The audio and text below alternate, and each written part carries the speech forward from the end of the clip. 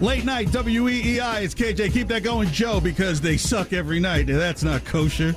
I remember the days when the games were closer. Starting arguments again. This team's 7-10.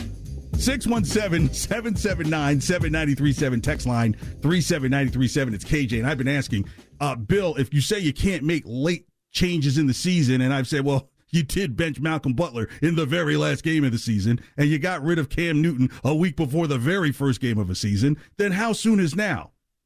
Let's go to Chris in the car. Thanks for calling WEEI Late at Night with KJ. You're on the air. KJ, thanks for taking the call, and hope you're having a good night.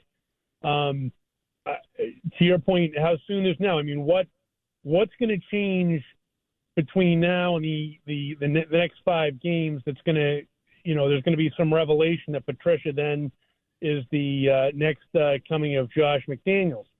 And on that, I'd want to hear what you think. I mean, what really will change between here and now, and why not make the change now? And I'll take the answer off air. Thank you, my friend. Hey, Chris, always great to hear from you. Yeah, the interesting thing about that is Chris is absolutely right.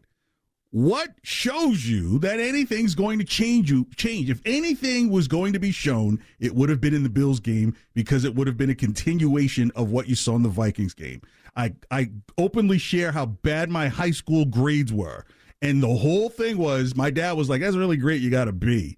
You're going to have to do that again a few times. 617-779-7937. Text line 37937. I don't know what you're going to see. I'd like to see something different. Aaron in the car, thanks so much for calling Late Night here on WEEI with KJ. You're on the air, bro. Hey, KJ, thanks for taking the call. Appreciate it.